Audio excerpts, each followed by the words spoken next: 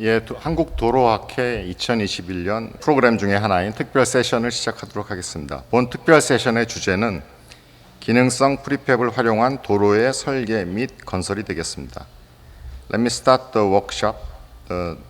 Today's workshop topic is the road construction and design using the functional prefaps with various functions. 특별히 오늘 5분의 훌륭하신 발표자를 모시고 전문가들을 모시고 주제 발표를 듣고 그 다음에 4분의 저명하신 패널 토론자를 모셔서 본 워크숍을 진행을 하도록 하겠습니다.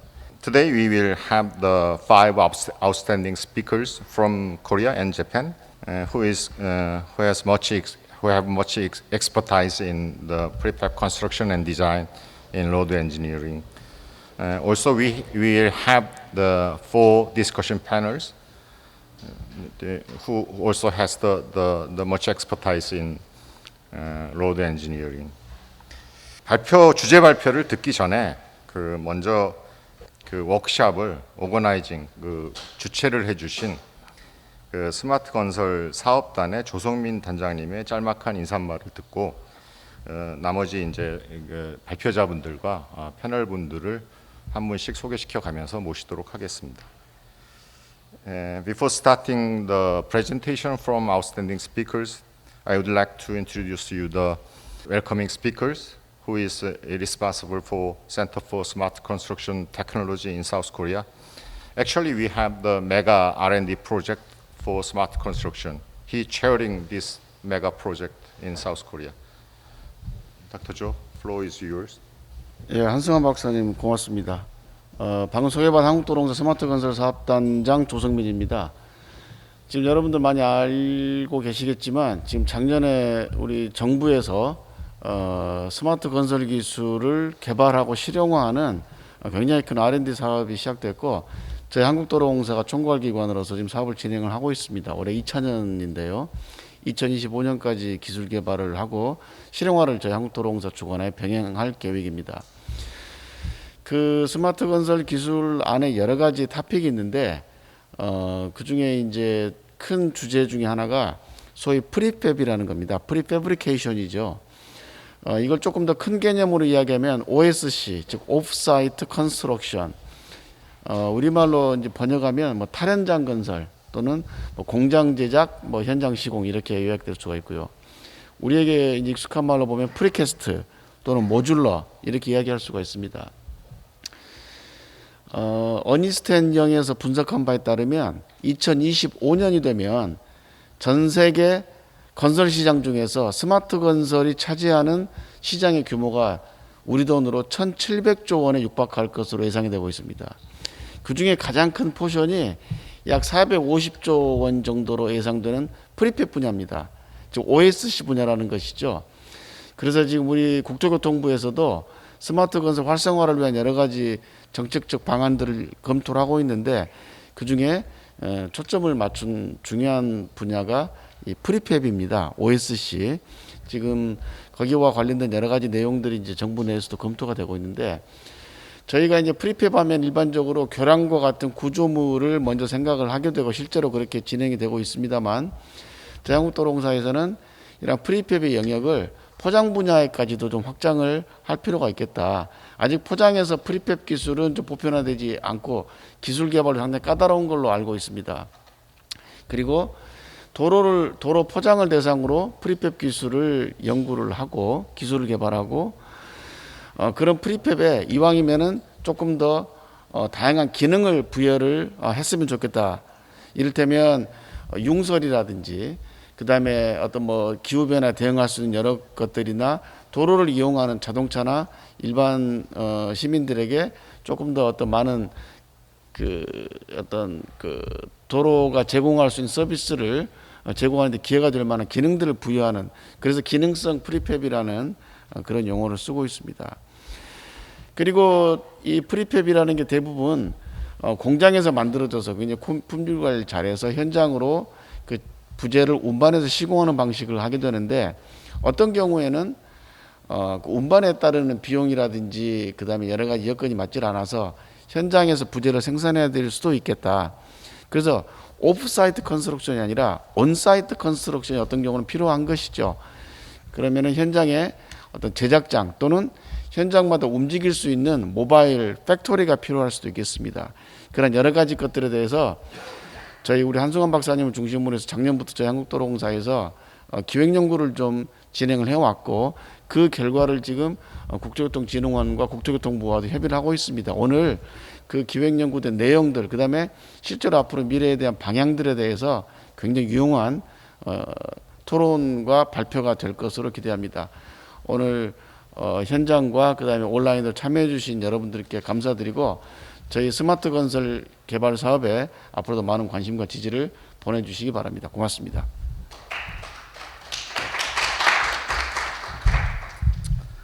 감사합니다, 조성민 단장님.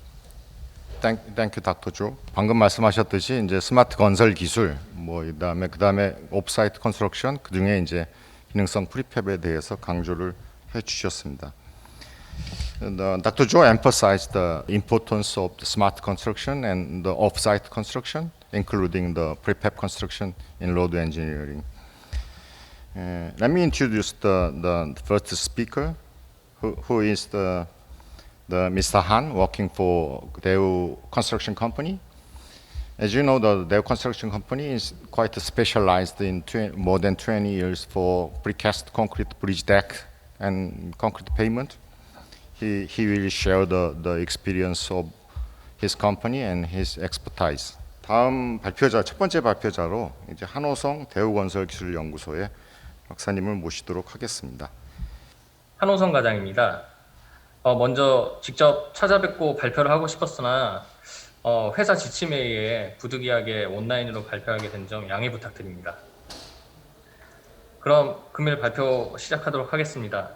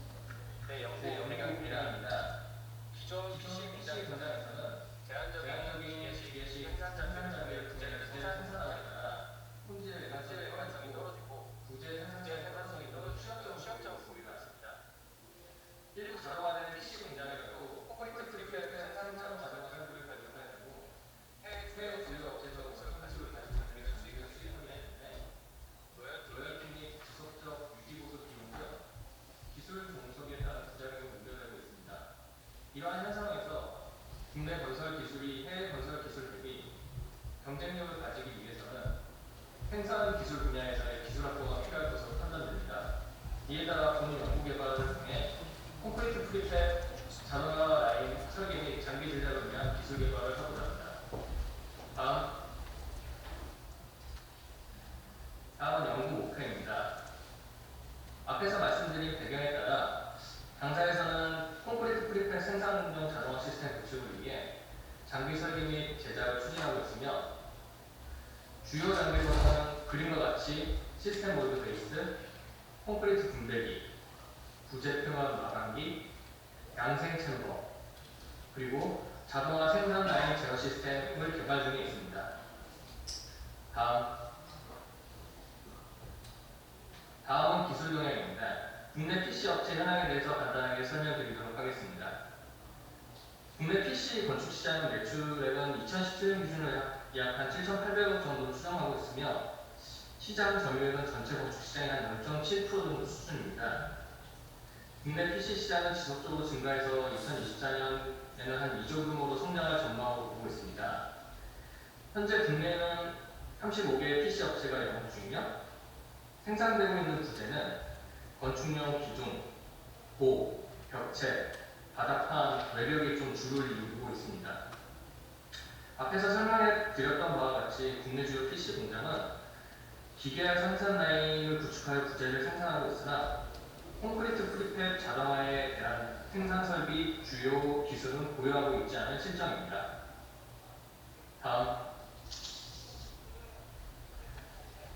다음은 해외 PC 업체 현황에 대해서 말씀드리겠습니다. 유럽의 콘크리트 프리펠 생산 자동화 공장 구축 기술력은 오랜 기간 동안 축적해온 노하우로 세계적으로 가장 뛰어난 공장 자동화 시스템을 구현해내고 있습니다. 그림에서 보시는 바와 같이 이바베, 볼로트, MCT 뿐만 아니라 많은 회사 등이 확인해보면 국내 일반 제조업체에서 생산하고 있는 만큼 자동화 시스템을 갖추고 깔끔하게 운영하고 있는 것을 확인할 수 있습니다.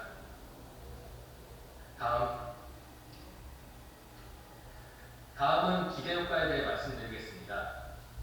본 연구결과를 수행하면 프리펠 생산 자동화 기술 자력화를 통해 해외 기술 도입 대비 약 30%의 원가 절감이 가능한 것으로 판단되며 원천 기술 확보를 통한 국내 프리펠 시장 활성화와 해외 시장 기술 경쟁력도 확보가 가능할 것으로 판단됩니다.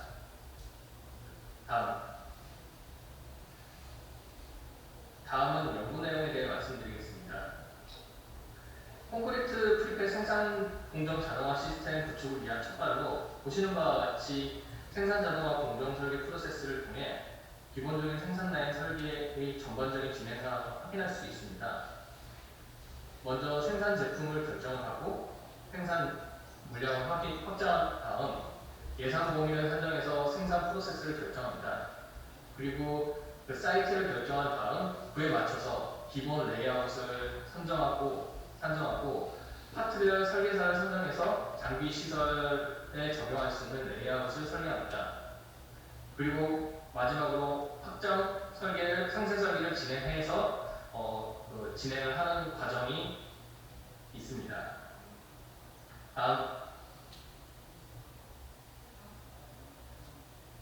다음으로 생산 라인 기본 레이아웃을 설정하기 위해 부재의 종류 및 크기, 생산량, 각종 부대 시설 및 건물 구성 요소를 검토하여 그에 맞게 생산 라인 설계를 진행할 수 있습니다. 본 연구에서는 교량 프리캐스트 바닥판 제작을 염두에 두고 개발을 진행 중에 있으나 건축공사의 각종 프리패 부재 및 더 나아가 도로 포장의 기능성 프리패 부재까지 제작 가능할 것으로 보고 있습니다.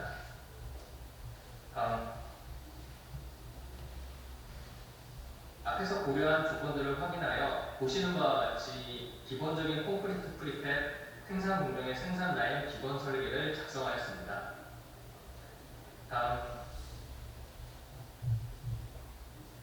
계속해서 연구 내용에 대해서 말씀드리겠습니다. 기본 라인 설계 후에 생산 라인에 들어갈 주요 생산자들의 특징 및 고려 사항을 분석하여 보시는 바와 같이 설계를 진행하였습니다.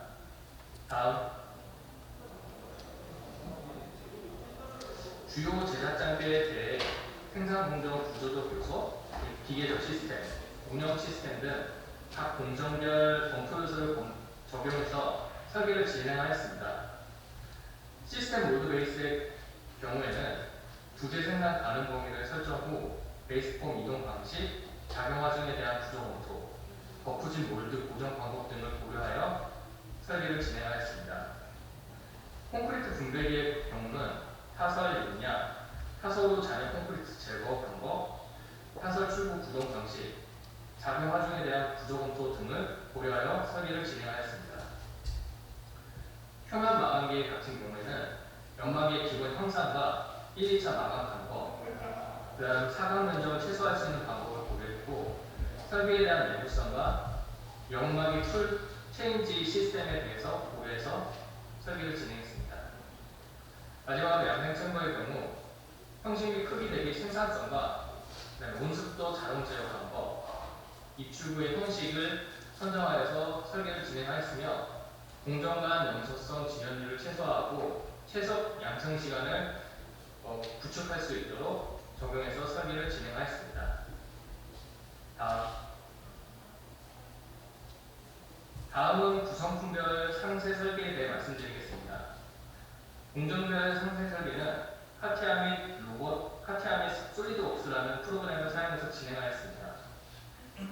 구성 부품 리스트업을 나열하고 파트별 상세 스택을 선정하고 2D, 3D 모델 데이터를 작성하여 제작 및 조립 방법 및 공정, 전기 제어 레이아웃 등을 고려해서 상세 설계를 진행하였습니다. 보시는 바와 같이 시스템 보드 베이스 자동 배치 공정 관련 ND 팩터링 로보답은 상세 설계 시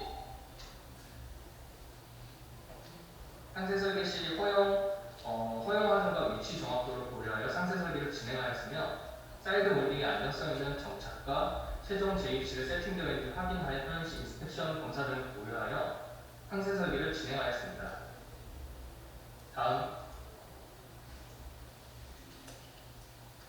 다음 디스트리뷰터 상세 설계 시에 고주파 진동 세척 기능과 콘크리트 물량의 정밀 제어가 가능하도록 슬라이더 도어를 설계에 반영하였습니다.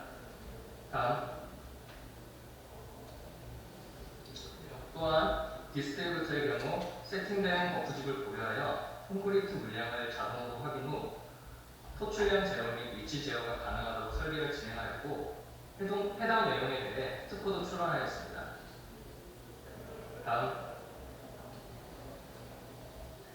다음은 마감기로 기본적으로 부재 상부면 마감을 위해 회전 마감기를 적용하였으며 날개 상하 조정으로 평탄도를 확보하여 설계하였습니다. 사각 모서리 부분의 마감 처리를 위한 가드 상하 이동 등도 적용하여 상세 설계를 진행하였습니다.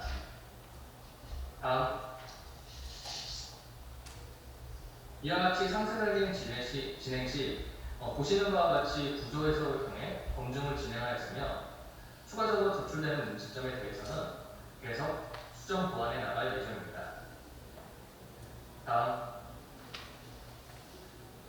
다음은 버추얼 프로토타입에 대해 설명드리겠습니다. 버추얼 프로토타입은 일종의 디지털 트윈으로 3D 가상 공간에서 공정 및 생산 과정 시뮬레이션을 통해 실제와 동일한 환경의 다양한 검토 및 테스트를 수행하여 문제점 및 개선점을 도출할 수 있었습니다. 기본 설계 시 버추얼 프로토타입을 진행하여 문제점 및 개선점을 파악하고 수정 보완했으며 최종적으로 상세 설계 완료 시에 추가 진행을 통해 문제점을 개선할 계획입니다. 마지막으로 추후 연구 계획에 대해 말씀드리겠습니다. 설계가 최종적으로 마무리되면 테스트베드 부지 기반으로 생산 단계를 제작을 수행하여 자동화 제어 구축에 대해 검증을 해나갈 계획입니다. 이로 인해 생산 성능의 정량화와 확장성을 검토할 것이며 다양한 부재의 생산 방안도 검토해 나갈 계획입니다. 이상으로 알겠습니다. 감사합니다. 바로 다음 그 주제 발표자를 모시도록 하겠습니다. 다음 주제 발표자는 그 이순환 브리콘 대표님의 브리콘의 이순환 대표님을 모시도록 하겠습니다. Next speaker is the Mr. Lee Sun-han Lee. He is a CEO in Bricon Company. As far as I know, he has much expertise in precast bridge deck and design and construction. He is also a partner of their construction company for several years. And especially as far as I know, he is the most creative man in South Korea in prefab field.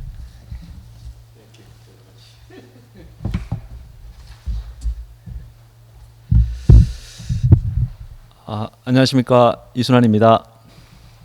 오늘 제가 말씀드릴 내용은 서두에 조성민 단장님께서도 말씀하셨던 바와 같이 저희가 이제 업사이트 컨스트럭션을 주제로 했다가 온사이트에서도 업사이트 같은 제조 방식의 그 도로 구조물 제작 시스템이 있으면 굉장히 편리하겠다, 이런 주장을 제가 많이 하였습니다. 그리고 이제 거기에 관련한 목업 같은 것도 제가 실제로 제작 중에 있고요. 그런 경과들을 설명드리고 앞으로 어떤 발전 요소가 있고 어떻게 연구를 진행해 나갈 필요가 있는지 그런 부분에 대해서 좀 발제 형식의 말씀을 드리려고 하고 있습니다. 오늘 말씀드릴 내용은 이해를 돕기 위해서 저희 브리콘이 하는 일들에 대해서 잠시 설명드리고요. 본 주제에 대해서 설명드리도록 하겠습니다. 저희는 브릿지 컨스트럭션의 이니셜 사용해서 회사 이름을 정했듯이 교량 구조물 설계 시공 연구 개발을 주로 하고 있는데요. 일반적인 브릿지보다는 저희가 이제 프리팹 구조물에 전체 풀폐 구조물의 브릿지 건설을 주도하고 있습니다. 아마 국내에서는 유일할 거고요. 세계적으로 드문 회사일 겁니다만은 저희가 국내에서 유일하게 교각, 거더, 바닥판 전체 구조물을 프리팹화 시공을 해본 유일한 회사라고 할 수 있겠습니다. 그리고 그와 더불어 이제 신재생 에너지, 토목공학과 신재생 에너지의 융합을 하기 위한 연구도 더불어서 하고 있습니다. 자, 저희가 했던 공사들을 잠시 좀 소개해드리고요. 이거는 지금 강병북로 원효대 상부의 교량이 원효대교입니다. 원효대교 하단에 바닥판 교체를 하는 저희 공사의 영상인데요. 지금 강변북로를 통제한다는 건 있을 수 없는 일이죠. 상상할 수 없는 일이라서 서울시 의뢰를 받아서 강변북로를 3단계로 나누어서 교통 통행을 그대로 유지한 채 3단계로 급속하게 바닥판 교체라는 그런 사례라고 할 수 있습니다. 그래서 일반적으로 현타로 했다 그러면 굉장한 교통 트래픽의 문제와 또 현장 여러 가지 민원 그리고 공사 기간, 공사비 이런 여러 가지 문제가 있겠습니다만 저희가 목표로 한 것은 하루 철거, 하루 조립, 그다음 포장, 그다음 날 통행 이렇게 목표를 했습니다만 물론 처음이었기 때문에 조금 딜레이가 있었는 건 사실입니다만은 기술적으로는 충분히 가능한 일이었습니다.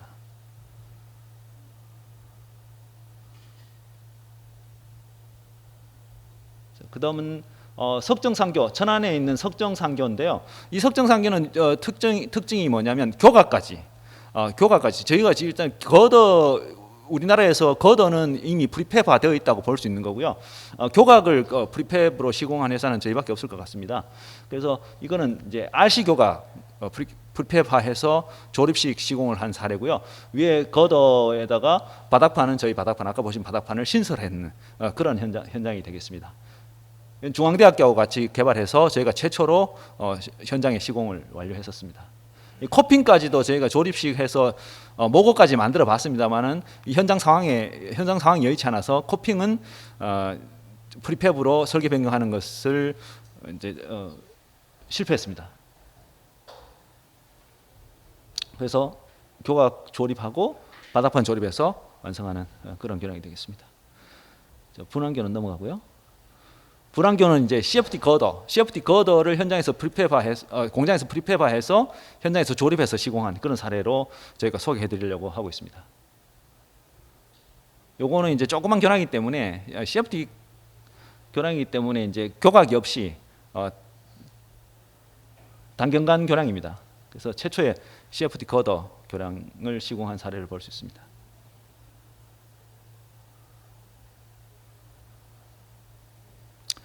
세계상계는 같은 공법인데요. 프리팹 공법의 가장 이점을 확실히 알 수 있는 겁니다. 세계상계는 KTX 상부를 지나는 교량입니다. 그래서 야간에 3시간밖에 공사할 수가 없었습니다.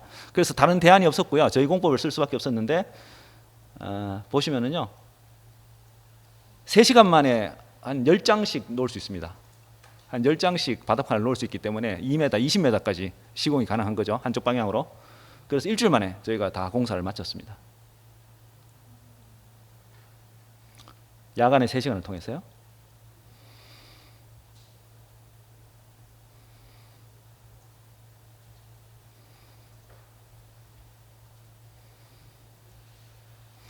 자, 그런 일들을 하기 위해서 저희가 충북음성에 저희 R&D 팩토리라고 해서 이쪽에 이제 실증센터 같은 것을 만들고 연구 개발을 하는 총괄 팩토리 역할을 하고 있습니다. 그리고 요 다음에 지금 보시는 것은 이동식. 저희가 이제 모듈에 대한 모든 것에 모듈에 대한 관심이 많은 회사인데요. 제가 그래서 이동식 태양광 발전. 그러니까 어느 곳이든지 고정되어 있는 20년 주기의 태양광 발전이 아니라 어디든지 이동해서 펼치기만 하면 바로 태양광 발전이 되는 이러한 시스템도 저희가 연구 개발을 완료했습니다. 그리고 앞으로 다음에 설명드릴 모바일 팩토리에도 모바일 팩토리가 설치되는 곳이 대부분 전력이나 에너지 공급이 수월치 않은 곳에 있기 때문에 이런 시스템으로 에너지를 공급하는 그런 시스템까지 통합을 하려고 시도하고 있습니다. 저희가 이름을 에너지 큐브라고 지었습니다. 딱 접으면 큐브 모양이 돼가지고요. 자, 그래서 본론을 말씀드리겠습니다. 오늘 말씀드릴 건 스마트 모바일 팩토리라고 저희가 이제 해서 지금 좀 전에 보셨던 것 같이 프리팹 구조물은 치명적인 단점이 있습니다. 운반입니다. 운반. 운반하고 보관을 해야 된다는 치명적인 단점이. 이게 왜 치명적이에요? 저희 같이 이제 제작을 하고 시공을 하는 입장에서는 왜 치명적인 단점이냐면요. 운반을 하려니까 길이하고 무게에 제한이 생깁니다. 24톤, 길이 13m, 폭 3m. 이런 문제가 해결되고요. 그걸 해결하려니까 한 번에 트레일러 한 장에, 그리고 운반이 24톤으로 제한을 하려다 보니까 저희가 바닥판 240mm, 250mm 바닥판의 경우 최대한 생산할 수 있는 단위 모듈의 크기가 12m, 2m로 한정할 수밖에 없습니다. 그 모듈만이 트레일러 하나에 실을 수 있죠. 그래서 운반하다 보니까 운반비가 전체 제작비의 40% 정도 들어가고 있습니다. 이 수백 개가 되니까요. 그리고 이걸 야적해야 됩니다. 야적하려니까 PC 공장에서 운영하시는 분은 알지만 PC 공장에 가장 많은 골칫거리가요. 생산에 가장 지장이 붙이는, 생산 스케줄 가장 지장이 붙이는 게 야적입니다. 수백 장을 야적할 수 있는, 이게 24톤이기 때문에 상부로 많이 야적하지도 못합니다. 그래서 서너 장을 위로 야적해가 수천 평의 야적장이 필요한 그런 문제가 발생하고 있습니다. 보통 보면 현장 공장에 따라서 뭐 한번 야적하면은 6개월 뭐 이렇게 야적하고 길게는 1년까지 야적을 해놔야 되기 때문에 품질 관리도 문제가 생기고요. 그런 문제가 상당히 많았었습니다. 그래서 지금 보시면 이제 전체적으로 저희가 한번 저희가 시공 모습을 한번 보여드리는데, 처음에는 이제 공장 생산 후에 인양을 합니다. 이런 다양한 어떤 생산된 제품을 다양하게 손을 거치고 운반하고 인양하고 이런 과정들이 계속 반복되는 그런 문제가 발생하고 있습니다. 그 와중에 품질이 손상될 수도 있고 파괴가 될 수도 있고, 그리고 그 이동 중간에 품질 관리를 어떻게 할 것이냐, 이런 문제. 사실 현타보다는 프리팹의 우수한 면이 공장에서 생산하기 때문에 품질이 굉장히 우수할 것이다. 그래서 공용 수명이 굉장히 길어질 것이다. 이런 예측을 하고 있는데 저런 모니터링이 안 되고 있기 때문에 실제로 그러한지 알 수는 없는 일입니다. 그래서 저희가 이제 스마트 건설 연구단에 4세부, 6세부 참여해서 이런 과정 중에 품질 관리를 어떻게 할 것이냐, 이것들을 지금 연구를 하고 있는데요. 그런 연구가 필요한 이유도 이런 프리팹가 있었을 때 모듈의 운반이나 야적이나 인양이나 이런 것들, 조립 부분 이런 것들에 대해서 품질 관리가 더 특별한 품질 관리 필요하다. 이게 이제 결국은 비용이 되고 프리팹으로 일어나는 많은 베네핏을 감쇄시키는 요인이 될 수 있습니다. 그래서 저희가 구상한 것. 자, 그리고 지금 현재 시도되고 있는 토목 건축용 3D 프린터라고 많이 시도되고 있습니다. 많이 되고 있습니다. 그런데 가만히 보시면은요, 지금 왼쪽에 보시는 것 같이 이런 벽체 구조물을 만듭니다. 이렇게 이 적층 구조로, 모르타르 적층 구조로 만드는데 이거는 구조 부재로 사용할 수가 없습니다. 왜냐하면 철근이 들어갈 수가 없죠. 철근 들어가는 시도도 있긴 합니다만 그건 불안정하고요. 대체적으로 무근을 적층해서 사용하는 이러한 비구조제의 구조제의 제품을 사용하는 거고요. 이번에 오른쪽에는 중앙대에서 이번에 이제 저희 스마트 연구단에서 사용하는데 연구 거푸집을 저는 적층 형태로 만들어서 거푸집을 쓰겠다. 이 정도가 한계입니다. 그래서 구조 부재로는 현재 3D 프린팅 기술로는 불가능합니다. 불가능합니다. 그래서 저희가 생각한 것이 프리팹을 운반하지 않고 현장에서 생산 가능하다면 운반비에 저감하면 제작비의 30%를 저감할 수 있고요. 프리팹 부재 제작 크기 제한이 없어집니다. 이동을 할 거기 때문에 들 수만 있습니다. 그 자리에서. 그래서 연결부가, 이게 좋은 점이 뭐냐면요, 세그멘트를 많이 잘게 나눠서 연결부가 많이 생기게 됩니다. 연결부가 바로 품질의 치약부가 됩니다. 그래서 이런 연결부를 적게 함으로써 품질이 향상되고 원가를 저감하는 그런 요인이 되고요. PC 공장에서는 야적장 확보 문제가 현실적으로 문제다. 야적장 확보가 현실적으로 문제다. 이런 문제들을 해결할 수 있다. 그래서 현장 주변이나 지정된 공장, 유부지에 운반하여 설치하면 프리팹 구조물 제작에 필요한 모든 설비를 구비해서 현실적으로 도로 구조물을 3D 프린팅한다고 3D 프린팅하는 만큼 구현할 수 있지 않을까, 이런 생각을 해서요. 여기 어떤 구조물이 있으면 스마트 가변 거푸집이 어느 정도 그 대상 구조물이 약간씩 디멘전이 변하더라도 수용 가능한 변형이 돼야 됩니다. 그리고 로보틱 콘크리트 탓을 장비하고 양생너치, 그리고 연결 부위를 탓을 하는 모르터 합성 장치, 그리고 자재와 제품 전형에 운반할 수 있는, 그러니까 비합성 단계의 바닥판이라든지 그런 것들에 자유롭게 운반할 수 있는 그런 시스템이 장착된 하나의 팩토리를 모바일로 들고 다닐 수 있는 이러한 시스템이 있으면 너무 좋겠다. 그래서 아까 저희가 이제 구상을 했습니다. 이러한 시스템을 구상했습니다. 트레일러가 자기가 직접 바닥판, 예를 들었습니다만 바닥판을 생산할 팩토리를 들고 가서 필요한 현장에 설치하고 아까 말씀드린 에너지 큐브로 직접 에너지를 생산해서 이 가동 에너지 공급하고 로봇이 그 가변 거푸집의 조립과 급측을 완료하고, 이 바닥판 예를 들었습니다만 바닥판이 가장 어렵기 때문에 바닥판을 신호하는 겁니다. 다른 구조물은 바닥판만 되면 굉장히 쉬운 구조물이라고 할 수 있습니다. 그 트레일러가 현장에 필요한 모든 자재를 들락거리면서 이동시키고 콘크리트 탓을 하고 자동 양생해서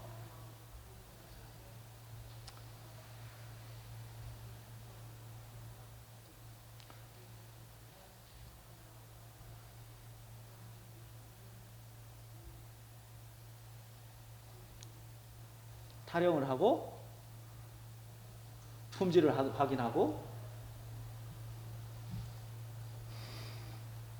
그 멀티플 트레일러가 다시 이 제품을 조립할 위치까지 이송을 시키고 정확하게 위치에 조립을 해서 이 트레일러에 장착된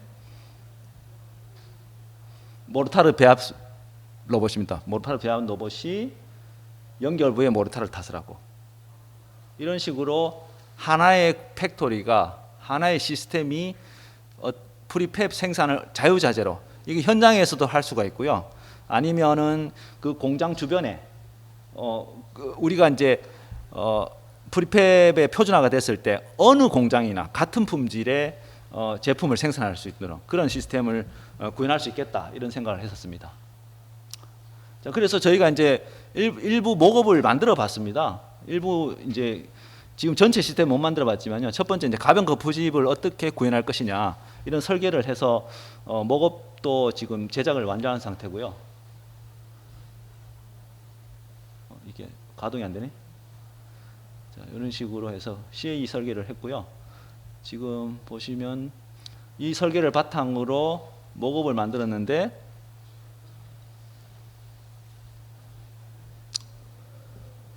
개선 사항이 있습니다만 그래도 이제 한번 구현을 해봤습니다. 그래서 바닥판 같은 경우에 행변이, 종변이, 그 사각 같은 것들을 다 흡수할 수 있고, 또 제일 어려운 부분이 헌치부가 겉어부가 변하면서 헌치부가 아주 다양하게 변하는데 그것들을 얼마나 흡수할 수 있는지 이렇게 목업을 만들어서 테스트해 보았습니다. 그리고 이런 것들을 이용하면 두 번째 이제 손상 바닥판에 급속 교체가 있을 수 있고요. 또 두 번째는 신설 바닥판 같은 경우에 현장에서 생산해서 바로바로 시공할 수 있는 이러한 장점이 있습니다. 그래서 손상 바닥판 같은 경우에는 아까 팩토리를 손상되는 바닥판 근처에 갖다 놓고서는 스캐닝을 해서 손상 부위를 계측하고 그 손상 부위들 교체할 부분을 정해가지고 그 교체할 부분만큼 현장에서 바로 생산해서 바로 교체하는 이러한 시스템의 구현이 가능할 것이다. 저희는 이렇게 희망을 하고 있고요.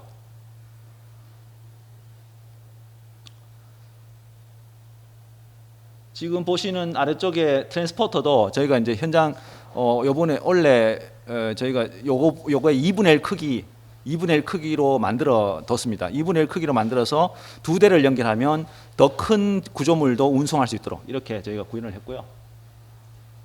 자, 요거는 신설 교량 바닥판일 경우에는 이런 식으로 현장에 바로 갖다 놓고서는 지금 우리가 이제 구현하려는 게 이런 것들입니다. 필요한 만큼, 그리고 필요한 변이, 그리고 필요한 디멘전들을 마음껏 흡수해 가지고 현장에서 바로바로 생산해서 조립할 수 있는, 이것이야말로 진정한 구현 가능한, 현실적으로 구현 가능한 그 3D 프린터라고 불러도 되지 않을까, 이런 생각을 하고 있습니다. 그래서 모바일 팩토리를 지금은 트랜스포터 위에 올려가지고 이렇게 옮기는 정도만 구현했고요. 이 트랜스포터가 다양하게 현장에서 그 조립 부분을 타고 올라가면서 정위치에서 그걸 조립하고 또 다른 자재들을 나르고 내리는 이런 구조물들은 아직까지 구현을 못했습니다. 이건 이제 이번 주에 입고될 예정인데요. 다음에 한번 기회가 있을 때 저희가 완성된 물건들을 보여드리도록 하겠습니다.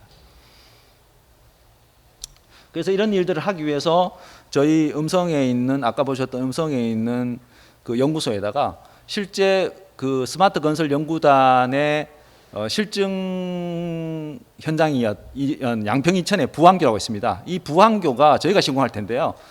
이제 우리나라에서 유일하게 교량 한 개 전체가 프리팹화 시공되는 현장입니다. 교각이 CFT 모듈러 교각이고 조립식 CFT 모듈러 교각이고요. 거더가 BIB 거드고 바닥판이 저희 풀덱 바닥판 조립식 풀덱 바닥판입니다.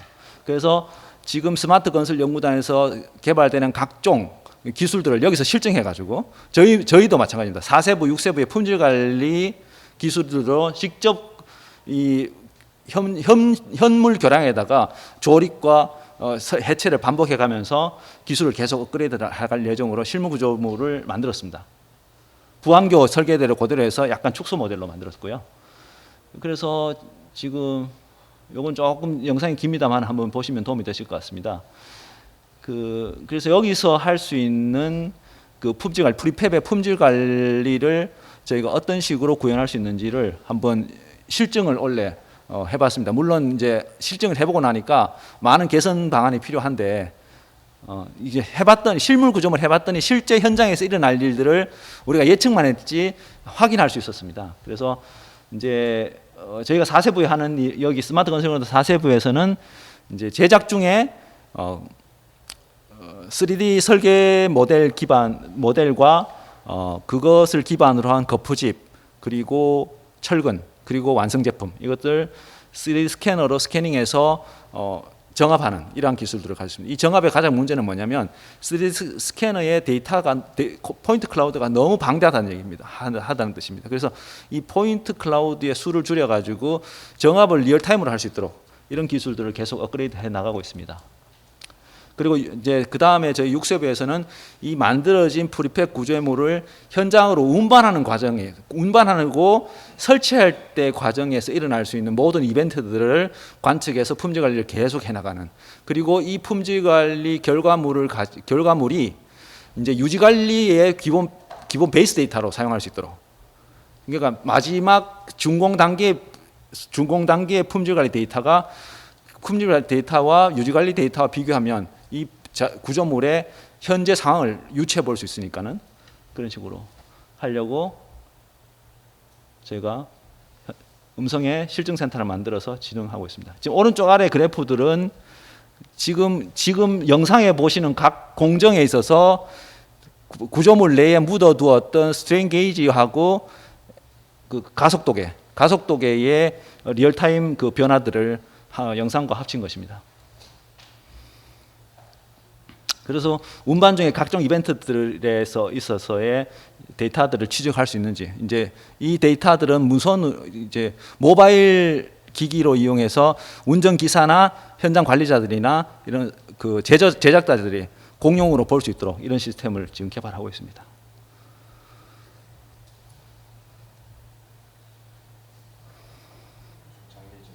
저희가 이제 프리팹을 오랫동안 연구를 하다 보니 프리팹이기 때문에 발생되는 문제에 대해서 좀 해소 방안이 있어야 되겠다 하는 생각에서 여러 가지 연구를 진행하고 있습니다. 예, 들어주셔서 감사합니다.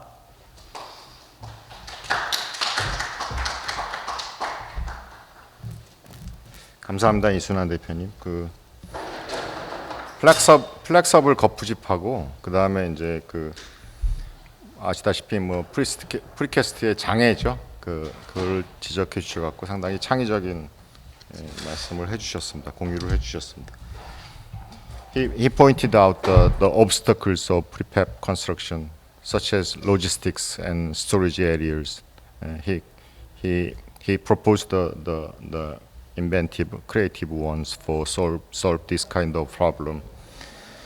I'd like to introduce the next speaker. He is the Professor Tatsuo Nishizawa. He is working in Ishikawa National University. As far as I know, he has much expertise in payment engineering, and he has so many the outstanding research papers around the world. Professor Nishizawa, 이시자와 타츠오라고 합니다. 쉐어를 풀어주실래요? 저는 잠깐 얘기를 하실 겁니다. Professor Nishizawa will give you a short remark on this presentation. Okay, I can see your face. 오케이. 여러분 안녕하세요. 저는 이시자와 타츠오라고 합니다. 저는 이시카와 공업고등 전문학교의 교수입니다. 오늘은 잘 부탁드립니다. 감사합니다. Okay, that's all. Just play my presentation. I'm sorry, it's English. I'm going to talk about precast reinforced concrete pavement with a function melting snow in Hokuriku region.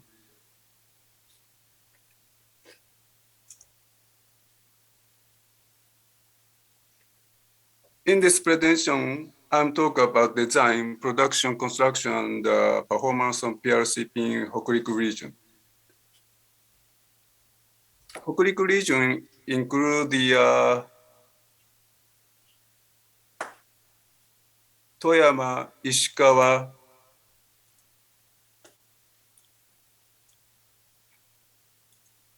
and Niigata, which are located northern west area of Japan mainland, where we have very thick snow fall in winter.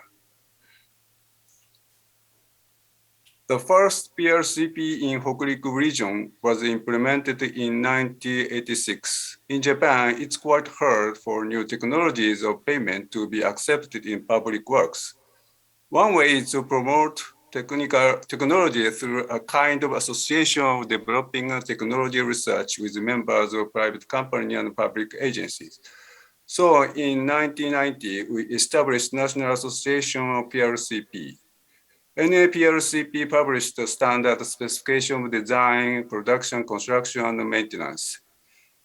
They are making various activities relating to PRCP technologies, including quality assurance, consulting, as well as promotion.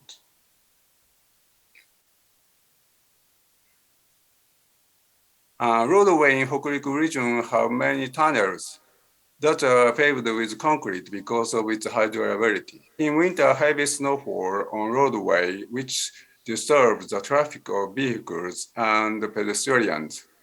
They use a tire chain when the roadway are covered with thick snow, which severely damage pavement surface. Also, decades ago, when studded tires were not prohibited in Japan, those tires severely leveled concrete surface in the tunnel.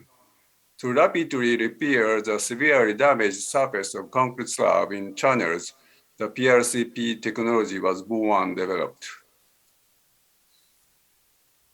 This is a typical slab design PRCP in Hokuriku, which reflects our more than 10 years experiences on this type of pavement. We use 5 meter long and 1.5 meter with concrete slab with 10 millimeter diameter and 30 millimeter diameter rebar arranged in double rows.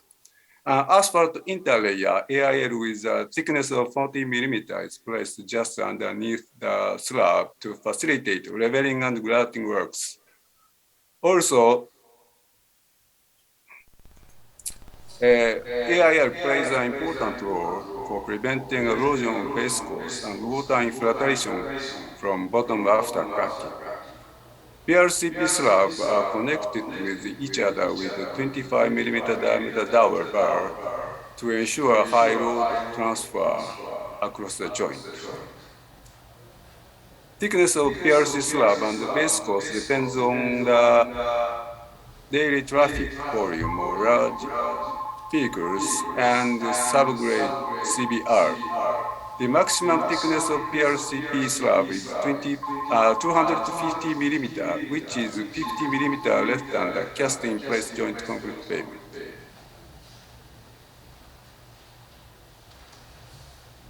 Joint installation of PRCP is the hardest issue of construction. This slide shows a joint installation method developed by NAPRCP.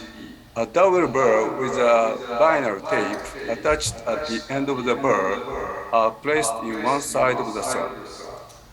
After adjacent slab is placed, the tape is pulled to move the burr to the hole of the adjacent slab. The burr was fixed with a grouting material that is poured through the hole in the slab. New PRCP slab with a function of melting snow uses heating pipes assembly as illustrated in this slide. A feature of the slab is that it is equipped with a flex pipe connection device that easily connects the pipe with that of adjacent slab, which substantially reduces the construction time of the PRCP.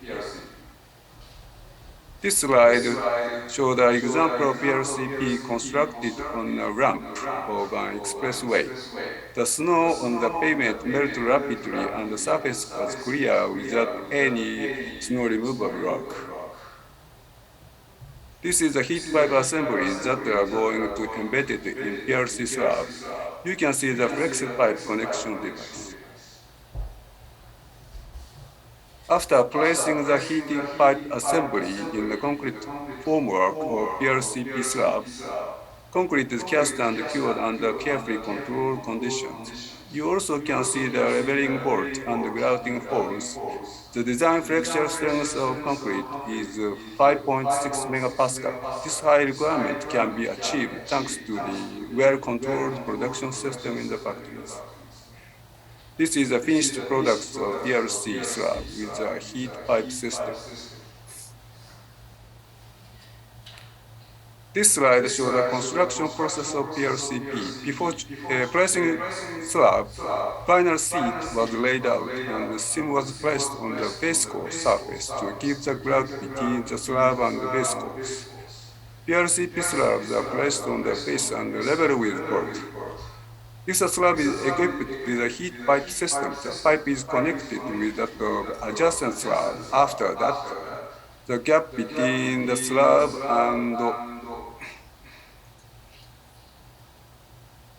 and the subbase course is filled with grout poured through the hole. After curing the grout in a couple of hours and putting a sealant at the joint, PRCP is able to be open to traffic.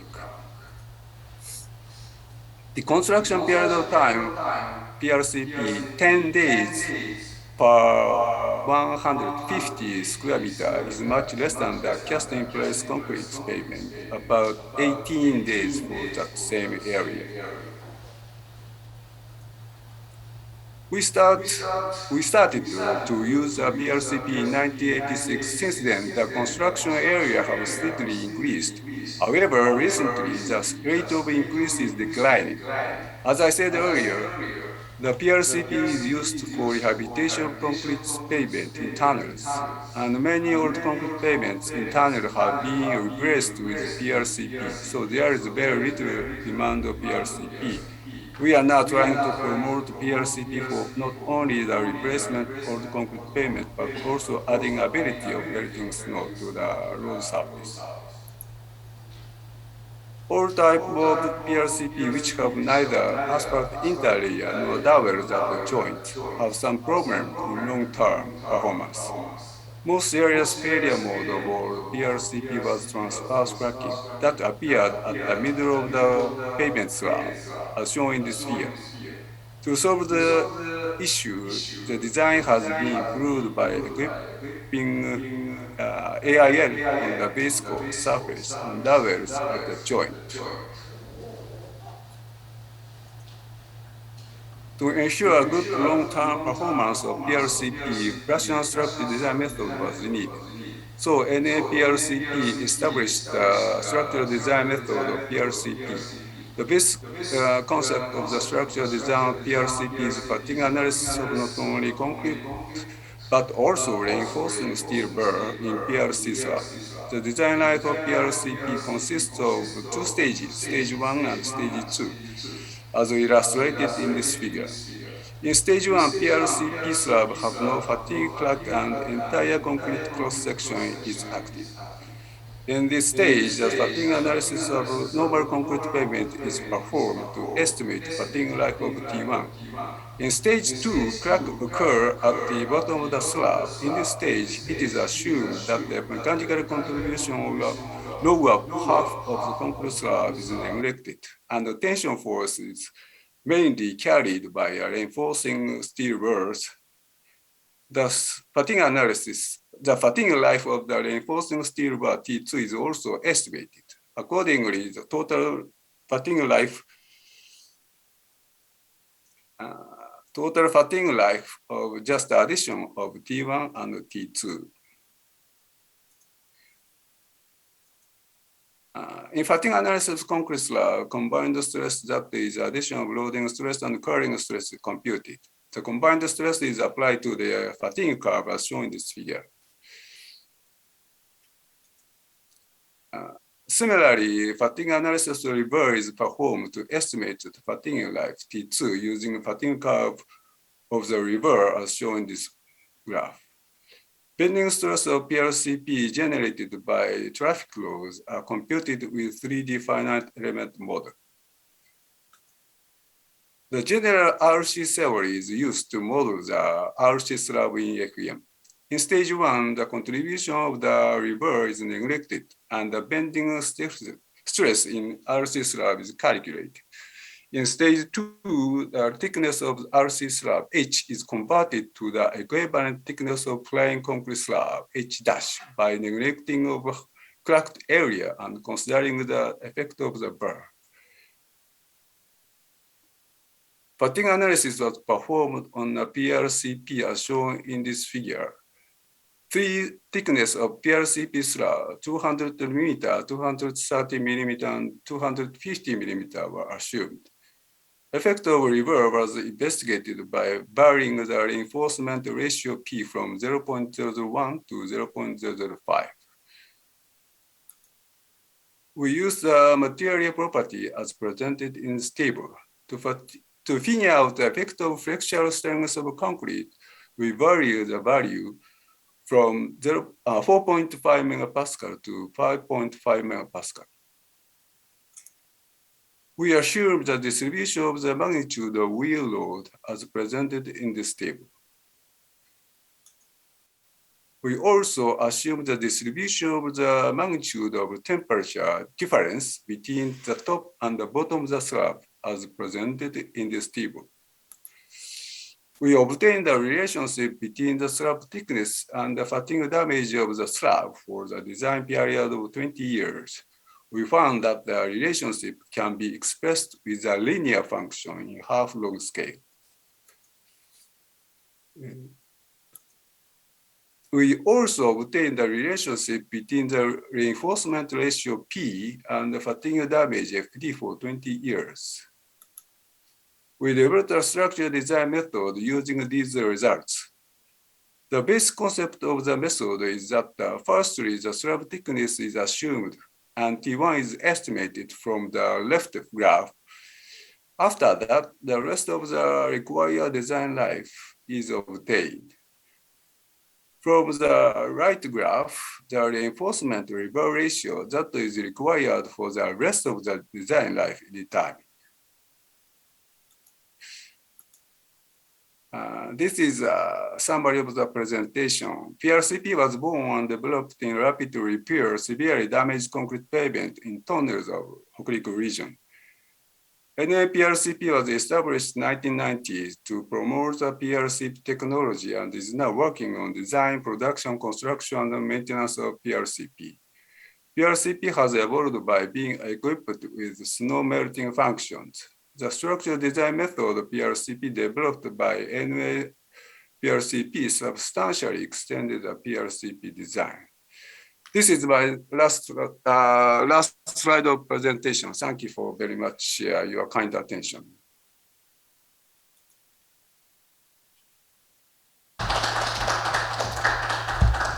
Thank you, Professor Nishizawa. Thank you for sharing your experience on the de-icing function in the precast, prefab concrete pavement. The next speaker, 다음 발표자를 소개시켜드리겠습니다. 다음 발표자는 조윤호 교수, 중앙대학교에 계시는 조윤호 교수님이시고 이번에 특별히 기능성 프리팹에 관한 것들을 조금 그 개념적인 것들을 좀 정의를 해주시고 우리가 이제 앞으로 어떻게 나갈 방향 뭐 이런 것들을 좀 정리해 주셨습니다.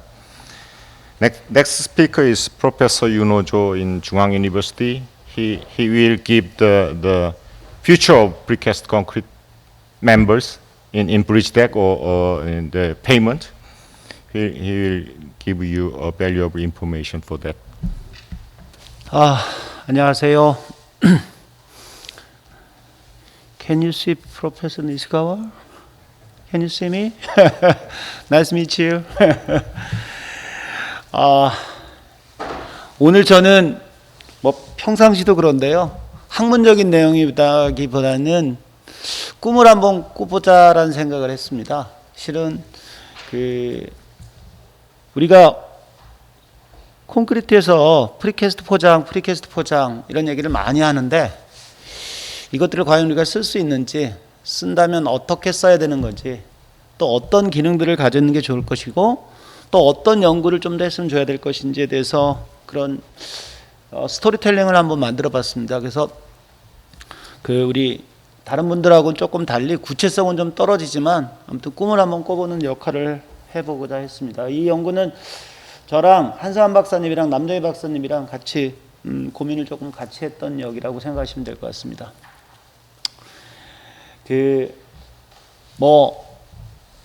실은 코비드-19 이후로 건설업이 어떻게 변할 것인가에 대한 얘기들이 이제 맥키니 보고서에 나온 것 같아요. 그래서 단기적으로는 이제 디지털화가 증가될 것이다. 사람들에 대한 어떤 그 건설 인력들의 이동도 제한되어 있고, 그렇기 때문에 어떻게 보면 사람이 안 쓰는 로봇과 4차 산업혁명이 같이 효율적으로 결합되는 형태로 갈 것이다라는 것이 단기적인 거고요. 장기적으로 이제 오프사이드 컨스트럭션이 증대될 것이다라는 얘기죠. 근데 이제 결론적으로 말씀드리면 지금의 우리나라 건설 문화에서는 이 프리캡은 불가능합니다. 왜냐하면 우리 건설 시장은 유니크하죠.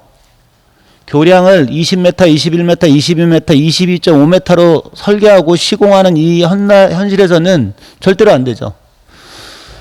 5km 건설하는데 교량을 10가지 형식을 채택하는 이런 나라에서는 절대로 안 되겠죠. 이 프리캡이 이제 기본적으로 되려면 표준화잖아요. 표준화.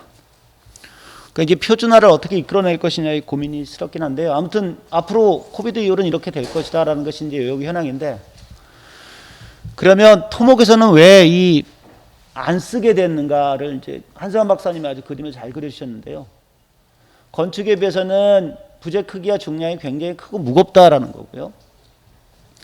시공 장비 역시 굉장히 제어가 어렵고 대형화되어 있고요. 무엇보다도 유니크한 공사가 많죠. 그리고 유니크하다 보니까 부재가 비정형적이고 개별적으로 생산하는 게 맞다 보니까 다 현장에서 그냥 제작하는 형태로 갔고요. 그러다 보니까 강을 만나면 그냥 강길에 맞춰서 교량을 졌고요. 터널을 만나면 터널 형태에 따라서 진 거죠. 표준화해서 도면을 최소화하고 시간을 줄이려고 하는 노력보다는 우리는 뚫고 간다. 이런 돌쇠 정신이라고 할까요? 이런 것들이 강했던 것 같습니다. 그래서 이런 분야에 있어서 프리캐스트가 겨우 태동하기 시작한 것 같아요. 놀랍게도 한 3군데 업체가 이제 소규모로 프리캡을 만들어서 도로에 호설하고 있었어요. 근데 이제 좀 인정할 거 인정하자 이거죠. 아직도 제가 한 10년 전에 갔던 유럽의 그 프리캐스트 공장에 비해서는 굉장히 열악한 시설이었고요. 딜버리 과정이 됐던 제작해서 가져오는 과정이 됐던 오히려 현장 제작 콘크리트보다 더 나쁜 재료들을 이용한 경우도 있었고요. 가져왔을 때 깨져 있는 경우도 있었고요. 설치하는 과정에서 시간도 쾌속 그랬는데 쾌속이 아니라 저속도 이런 저속 시공이 없었습니다. 그런 문제가 있었고요. 그리고 저도 꿈을 꿨어요. 우리 태양광 이용해서 에너지 생산하는 도를 만들어 보자. 제가 네덜란드도 가봤고요. 중국도 가봤습니다. 파리도 가봤는데요. 다 실패했죠. 중국은 한 10km 구간인데요. 다 깨졌습니다. 전기가 생산되는 곳이 한 군데서 없었고요. 프랑스도 마찬가지였고요. 그다음 피에조 로드 만들자고 또 많이 연구했죠. 근데 제가 맨날 피에조 하면 뭐라고 얘기했냐면, 야, 침 받아서 새순물 모으려고 하니 뭐 이런 얘기를 내가 농담 삼아 했는데 현실이 그렇습니다. 이런 꿈을 꿨어요. 그런데 도로만 하더라도요, 우리는 굉장히 기하학적으로 변화가 되고 있습니다. 그러니까 직각으로 표준화된 건축 부재에 비해서 도로는 뭐 프리캡을 쓰기에는 굉장히 열악했던 거죠. 그러니까 뭐 모든 도면을 그려야 되는 우리나라의 건설 문화의 특징에, 그리고 비정형성, 대형화, 그리고 영세한 건설 기술에 대한 인식, 뭐 이런 것들이 결합돼서 어렵다, 지금까지 안 돼 왔다, 이런 얘기죠. 그런데 이제 해외 연구 동향으로 보면 forever open road라고 그래서 이 기본적으로는 프리팹이라고 하는 개념에서 다양한 도로들이 개발되고 있습니다. 이런 방향으로 가야 된다는 거죠. 센싱 시스템을 붙여서 컨스트럭션뿐만 아니라 시그널도 만들어줘야 되고, 마킹 사인 시그널을 대체해야 되고, 그리고 멀티 모드 간에 그 정보를 서로 주고받을 수 있도록 해줘야 되고요. 그리고 배수 시설부터 포함해서 다양한 기능들을 가져야 된다는 것들이 이제 꿈을 꾸고 있습니다. 제가 오늘 꿈꾸는 사람이라고 했잖아요. 그럼 우리는 어떤 꿈을 꿔야 되느냐? 현실적으로 꾸자라고 이제 저희 3명은 동의를 했습니다. 그래서 그냥 우리 지금 현재 스트렝스하고 위크니스하고 어퍼튜니티하고 트리트라고 하는 수학 분석을 한번 해보자. 근데요, 저희가 지금까지 장점이라고 했던 것들이 단점이자 위기사항이 될 수도 있겠다라고 고민해봤습니다. 그래서 우리 디지털 코리아라고 그러잖아요. 우리 디지털 기술이 너무 잘 나가고 있습니다. 이 기술을 우리 좀 갖다 쓰면 안 될까? 그 다음에 친환경적인 기술에 대한 요구사항이 굉장히 들어오고 있죠. 탄소 중립도 그렇고요. 과거에는 환경하면 돈 쓰는 거였는데 이제는 환경을 고민하지 않으면 지속 가능성이 없는 그런 세상에 돼가고 있고요. 또 지금 시공 안전이 굉장히 중요합니다. 사망자 사고 한번 나면 굉장히 큰일이라고요. 생산성은 언제나 극대화시켜야 되는 것이 이제 현재 우리가 바라보고 있는 어떤, 그런데 우리의 장점이 될 수도 있고요. 오퍼튜니티는 뭐냐면 이제 스마트 모빌리티라고 해서요, 우리가 가지고 있는 개념을 확 바꿀 수 있는 것들이 이미 모빌리티 시장에 많이 들어오고 있습니다. 개념만, 아까 우리 이순환 대표님께서도 굉장히 다양한 모빌리티 개념을 보여주셨는데요. 가능할 것 같고요. 또 반복 생산에 필요하다고, 수요가 아무리 우리가 비정형성이라 하더라도 반복 생산을 해야 되만 할 거라는 생각이 들었고요. 또 대형 생산하고 성형 설비들이 좋아지고 있고요. 건설 디지털화가 가속되고 있습니다. 그런데 운반이 굉장히 어렵다. 또 표준 부재가 어렵다. 그리고 아무리 우리가 연구를 했다고 하지만 과연 대중 플랜트에서 만들어서 셀프 컨솔리드 컴팩트 되는 콘크리트 재료로 완벽한 재료를 만들 수 있을까? 또 경험도 굉장히 부족합니다. 그래서 이런 것들을 우리가 어떻게 고민을 해봐야 되겠다라고 해서요, 나름대로의 활성화 방법을 한번 고민해 봤습니다. 저는 기존의 프리팹 배즈라고 하는 것이 가지고 있는 단점이 있을 겁니다. 레고를 제가 가져왔는데요, 기본적으로 끊어져 있는 겁니다. 불연성 면이 굉장히 많습니다. 이 불연성 면을 그럼 어떻게 개선할 것인가, 이 고민을 우리가 해야 되는데요, 이거는 컨스트럭션 테크놀로지라고 해서 고민을 많이 안 한 것 같아요. 이 부분이 필요하고요. 여기에 기능을 좀 향상시키자. 그래서 이제 제가 DIC형하고 NTIC형을 굳이 구분했는데요, 아무튼 이 개념을 조금 넣어서, 제가 이걸 다 쓰자는 얘기 아닙니다. 터널의 진출입구라든지요, 강원도 지역이라든지요, 울릉공항이라든지요, 이렇게 우리가 눈이 많이 나오는 지역에는 이런 것들을 쓸 수 있지 않을까.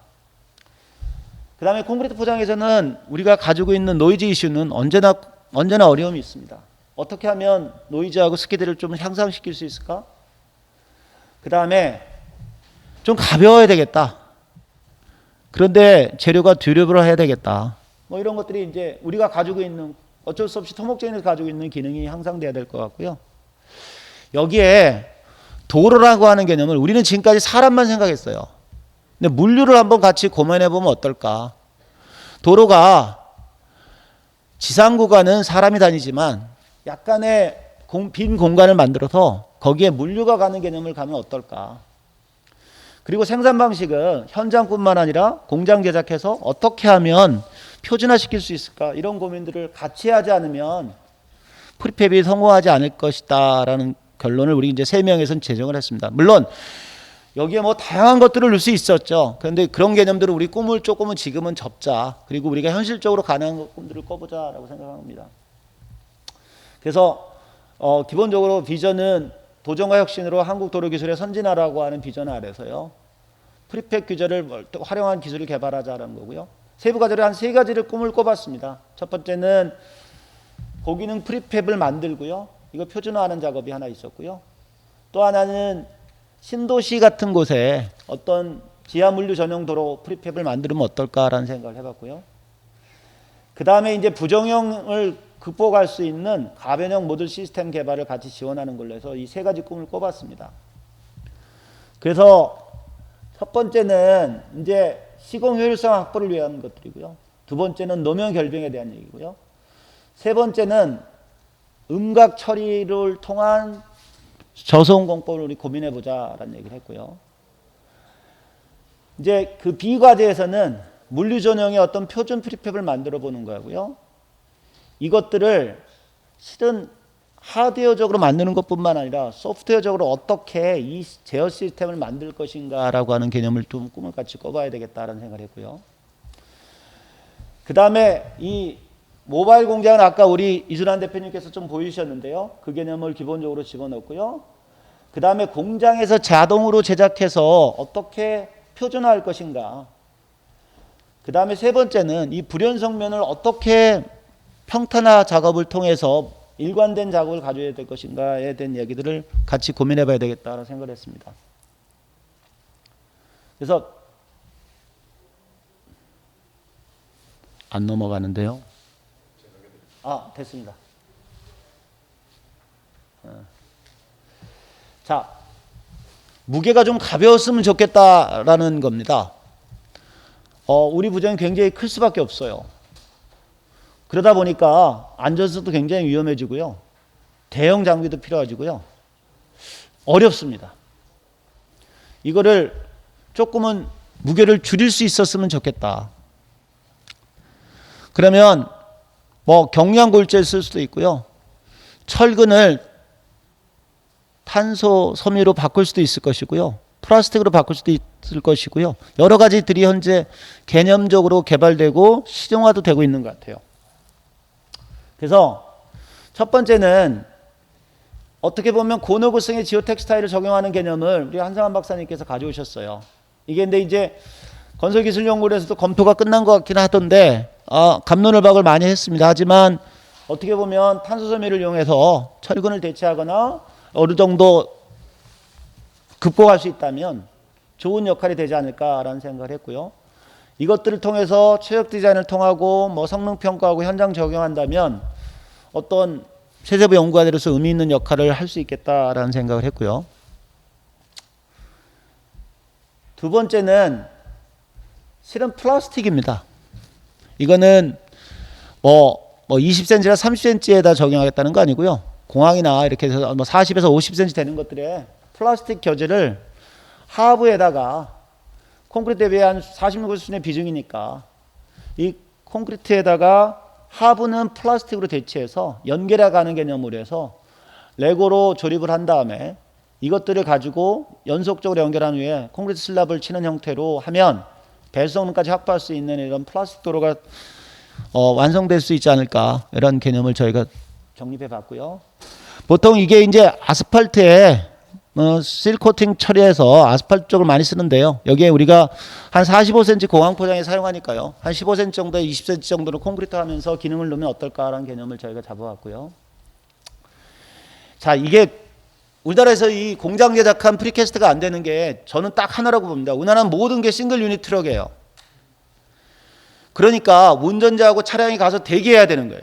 돈이 많이 들어요. 그러지 말고 미국처럼 저 트레일러 개념을 이용해서 가져가고 차량하고 운전사는 보내고 이게 좀 현장에서 있어도 되겠다. 그러면 어떠한 형태든지 간에 다양한 트레일러를 제작해서 이거 현장에다 놔두고 운전자는 가서 다른 데 가져오고 그렇게 하면서 사람하고 운전 비용, 트랜스포트 비용을 확실히 줄이지 않으면 안 될 것 같다는 생각을 했고요. 그래서 뭐 이런 어떤 모빌리티 디바이스를 전용화해야 되겠다라는 생각을 했고요. 두 번째는 이제 아까 우리 니시가와 교수님도 말씀하셨지만 이제 눈이 많이 옵니다. 그러다 보니까 우리 알다시피 지금 뭐 제설제 많이 뿌리고요. 블랙아웃 되는데 그러다 보니까 뭐 내구성 많이 떨어지고요. 실은 우리 블랙아웃 때문에 특히 터널에서 어마어마한 사고가 많이 생기잖아요. 이걸 지금 하는 게 뭐냐면 뭐 사후 제설 차량 투입하거나 이게 미국 FAA입니다. 제가 FAA 가서 찍어온 건데 FAA에서는 실은 이게 하나의 과제라서 근데 제가 놀란 거는 뭐냐면 요 사진입니다. 요 사진. 이게 제 스웨덴의 읍살라 대학인데요. 제 딸내미가 여기 있을 때 가봤는데 아빠 도로에 무슨 파이프가 이렇게 많이 놓여 있어요. 그래서 야 도로에 무슨 파이프를 깔어? 스웨덴의 모든 도로는 저 파이프를 이용해서 난방 포장을 한답니다. 왜냐하면 스웨덴은 반영구 동토잖아요. 그러니까 10월서부터 뭐 5월달까지 그렇기 때문에 그럼 열은 어떻게 하느냐? 실은 그 저기 쓰레기 소각장에서 나오는 열로 이용해서 한다고 합니다. 그러면 이것들을 제설제를 기존에 우리가 이제 뭐 센싱을 이용해서 농경용으로 뭐 융설 시스템화라는 것들도 한번 개선해 볼 필요가 있겠다. 그래서 이건 뭐 이런 개념도 한번 우리가 대안으로 잡을 수 있을 것 같고요. 좀 더 디지털 기술을 이용해서요. 근데 이거는 이게 기존 도로를 하는 거고요. 대안이고요. 또 하나는 이런 프리팹 재료를 이용해서 스마트 발열 시스템을 한번 만들어 보자. 뭐 기존에 이런 파이프를 이용하는 것도 있겠고요. 예를 들면 이 특수 재료를 그냥 콘크리트에 집어넣어서 그것을 뭐 성형화해서 골재 대용품을 해서 실은 열을 가는 방법도 있겠고요. 또 하나는 탄소 나노 재료를 이용해서 어떻게 보면 발열 시스템도 만들어 볼 수 있지 않을까라는 생각을 해봤습니다. 제가 늦나요? 벌써 정리해야 돼? 쏘리. 또 하나는 이제 응각 시스템입니다. 그래서 실은 응각이 저음이 되는 걸 알기 때문에 이게 모디 슬랩이라고 하는 건데 이 거꾸로 제작한 다음에 거꾸로 돌아서 이제 하면은 이렇게 텍스처 기반이 되는 거고요. 뭐 이것들을 공항이나 뭐 버스용 차례에 넣을 수 있을 것 같고요. 이런 평가를 통해야 되겠다는 얘기고요. 제가 빨리 하라면 빨리 끝냅니다. 두 번째는 개념적으로인데요. 이 노동자들이 죽어나가고 있습니다. 물류 때문에. 이렇게 언제까지 갈 거냐? 이러지 말자. 그러면 우리는 신도시가 전부 다 개발되고 있으니까 신도시에 이런 우리가 병원에 쓰는 시스템이든지 공항에 쓰는 시스템이든지 이런 가상 개념의 이렇게 큰 것들을 우리가 하기에는 어려운데 예를 들면 이 프리팹에 지하에 라면 박스를 싣고 다닐 수 있는 로봇 하나가 다닐 수 있다고 생각한다면 괜찮지 않을 것이냐. 그리고 아파트 단지 입구에 들어올까지가 서버브입니다. 아파트 단지 들어와서는 아파트 단지에 있는 모든 망을 통해서 그냥 지나가는 걸로 해서 이게 움직여지지 않네. 그러니까 동호스까지 다 자동으로 딜리버리하는 개념으로 가서 그런 시스템을 만들어줘야겠다라는 얘기고요. 세 번째는 이제 이건 천천히 다 보셨다고 생각하고요. 두 번째 과제는 셀프 컨솔리데이트 콘크리트가 뭐 현대 아까 제가 연구소에서도 제작 중에 있고 건설기술연구원에서 많이 공부하고 있는데요.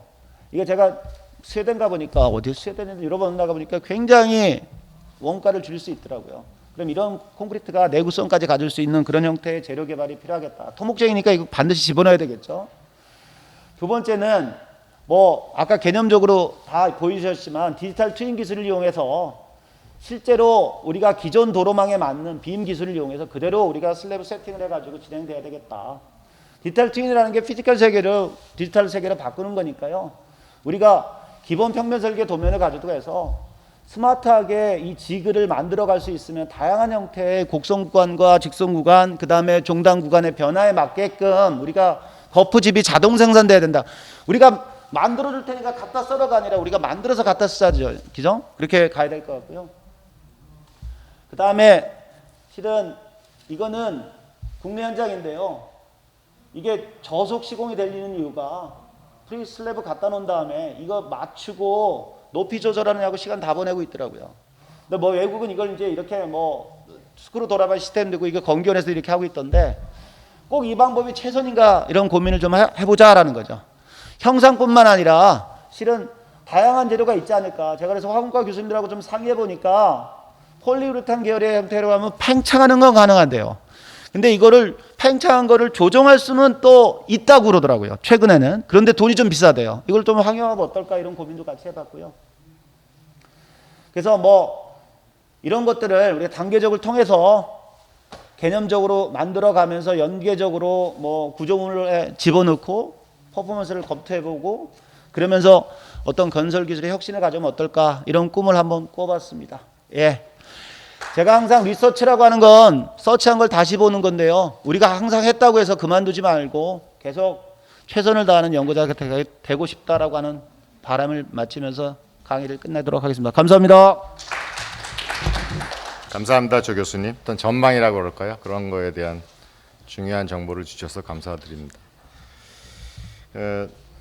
다음 발표자는 그 마담 기미코 요시노인데요. 그 가야트 컴퍼니에 그 근무하시는 분이고 그 일본에서 이제 아까 니시자와 교수님 발표하셨던 내용 부분에 전문가로 계십니다. Next speaker is the Madame Kimiko Yoshino. She is an expertise in working in the Gayat company in Japan. Actually, she was introduced by Dr. Takahashi, working in the Nexco Research Center. He introduced her to me. She is an excellent expertise in this field. I expect her valuable information. I'm Kimiko Yoshino.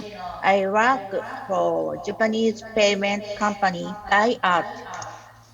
I'm talking about our precast concrete pavement. Please start it. 감사합니다.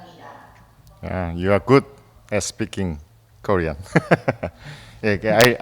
I'll play your video file. Thank you. In this presentation, I am going to talk about high-strength precast reinforced concrete pavement, for which we had some advice from Professor Nishizawa in the development of the technology. I am going to explain the technology according to this outline. The first is the structural feature of the HPRC slab. The second is installation with pavement. The HPRC slab that I am now talking about is categorized into one type of precast concrete pavement. The main features of HPRC slab are it uses very high-strength concrete. Its design compression strength is 60 Newton per square millimeters. It also uses lattice truss lever system to increase the bending stiffness of the slab. To ensure a strong connection of the slabs and make the surface as smooth as possible, it adopts the cutter joint that is used for the joint of tunnel segment construction. And of course, the rapid construction is possible as the other precast concrete pavements are. This slide shows a standard HPRC slab design. Its width and length are 1,750 millimeters and 5,000 millimeters respectively. The thickness of the slab is much thinner than the other PRCP, 180 millimeters. Single lane of roadway can be covered with two of them. The cutter joints are installed at all side edges. Left photograph shows the formworks of HPRC slab. We use the steel formwork. a special plastic sheet is placed on the surface side to make the surface texture, increasing the skid resistance. Right photograph shows many types of texture created by the sheets, of which skid resistance is more than 60 ppm. This slide shows the lattice lever assembly. The right photograph shows the lattice lever structure, two of which are placed along the yellow lines in the assembly. The total amount of the lever is 150 kg per cubic meter for roadway slab. The left photograph shows the entire structure of the cutter joint, which is used in the joint of segments of the tunnels. This joint system consists of two C-shaped casted irons, a tapered H-shaped casted irons, and a bolt.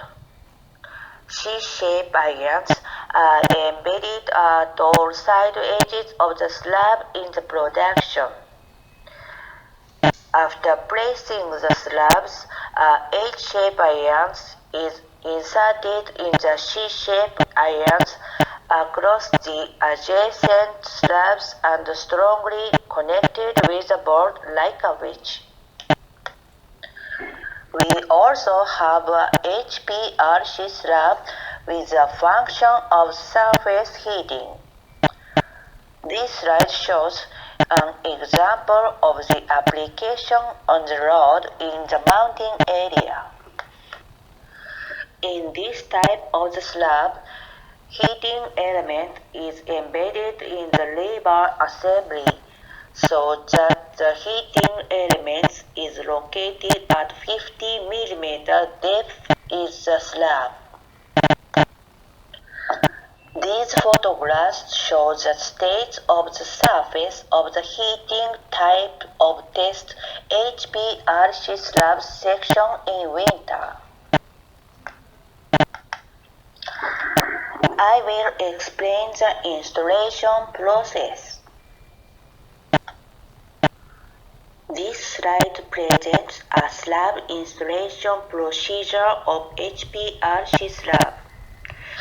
Before placing the slab, we remove the existing pavement and compact the base course. After that, we lay the plastic sheet on the base course surface and place the slabs. Then we inject the grout underneath the slabs and to the joint. After curing the grout, we tied the cutter joints with a bolt and cover the joint with a cap. Left photograph shows the first step, where we lay the sheet on the base course to ensure the smooth grouting flow and prevent the grout leaking into base course. And we place the 4-ton weight slabs with a large crane as shown right photograph. To make a space underneath the slab for grouting, the slabs are lifted up by 2 cm with a leveling device that were equipped in the slab beforehand. After leveling the surface of the slabs, we slightly tighten the cutter joint to fix the slabs. This slide shows the grout injection works. We use a special grout materials that was developed for HPRC slab construction under various conditions. This slide also shows the grout injection works in the other side. After curing the grout in a couple of hours and confirm the grout strength, we will tighten the cutter joint with an impact wrench up to a torque of 200 to to 250 Newton per meters. This slide shows an application example. In this site, the HPRC slab was constructed at the section of crossing over a culvert as a measure to prevent large settlement due to the consolidation of backfill soil. The HPRC slabs were overlaid with asphalt layers because this road was paved with asphalt mixture. I will introduce to you another construction example of HPRC slab. This is a parking lot for large vehicles in the service station of Tome Expressway.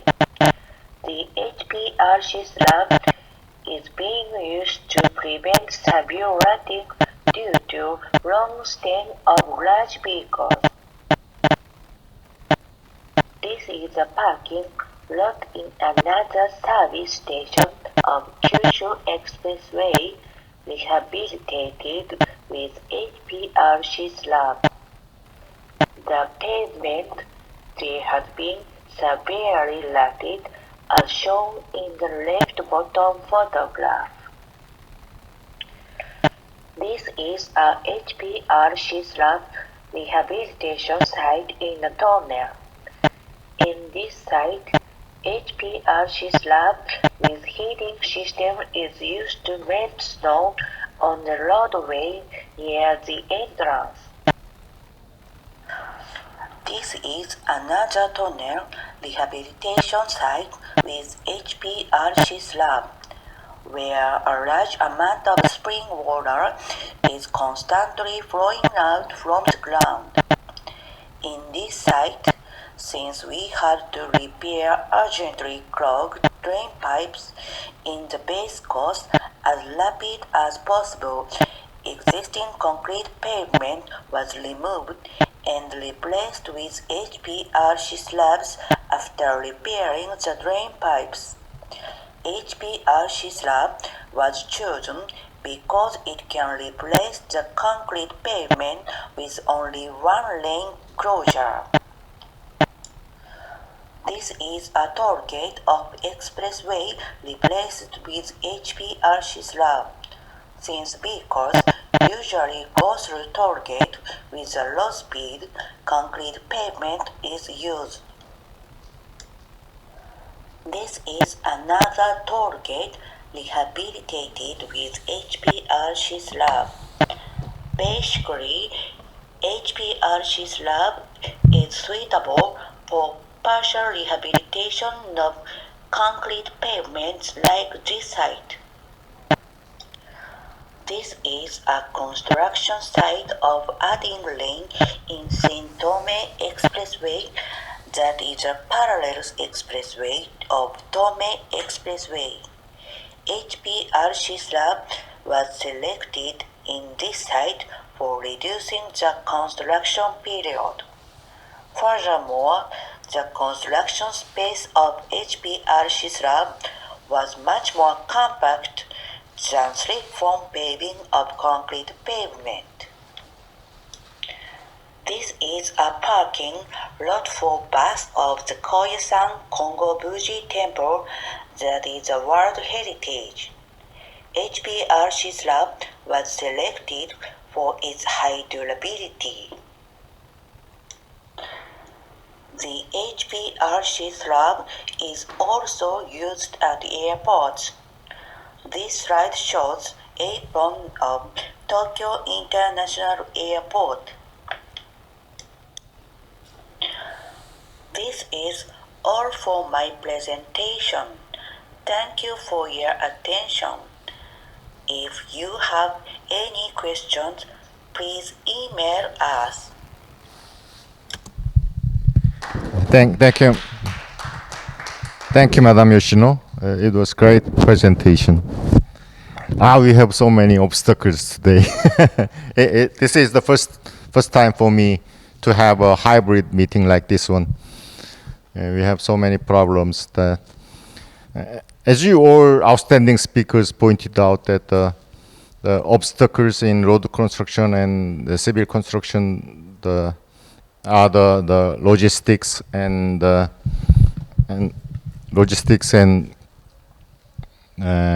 size and weight and repeatability, as the Professor Joe pointed out. Even we have that kind of so many obstacles. I believe that we have the future for the more valuable using of the prefab members in road engineering, road construction. Actually, we plan to have the question and comments, the time slot, but we have the behind the schedule, so we skip that one. If there is any questions and comments, I'll forward it to all speakers, if possible. Let me start the panel discussions. Even we have the behind the schedule, we can have some 10 or 20 minutes for this discussion time. Actually, I would like to invite Professor Hong at first. I guess that he has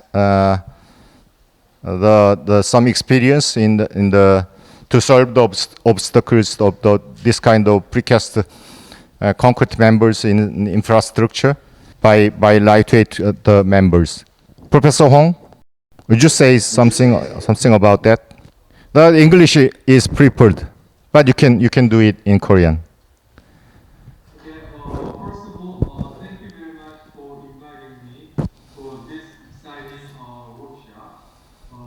So, personally, I don't have much experience for prefab fabrication, but I have a little bit of experience, and after watching the presentation today, I have a few comments. Okay. First of all, I think the free fab is a great idea for many construction applications, and the smart construction director, Director Joe, talked about incorporating prefab of pavement. I think that can be a very interesting idea. And on top of that, I think that in the future we might be able to integrate sensing systems as part of the prefab. I remember that President Lee Sun-hwan from Bricon talked about using accelerometers during the transportation of the prefab components. I think in the future, eventually, those sensors can be also integrated, as part of the prefab, and then it can provide real-time data throughout the whole construction, maintenance processes. And that can help for actually building digital twins for prefab components. Now, I think that because we already have 3D model for prefab components, I think it might be easier to build digital twin models for prefab components rather than in situ components. That can be another advantages for prefab components. Okay, and another one is most of presentations today talked about construction using prefab components, but I think we also have to worry about long-term maintenance of these components.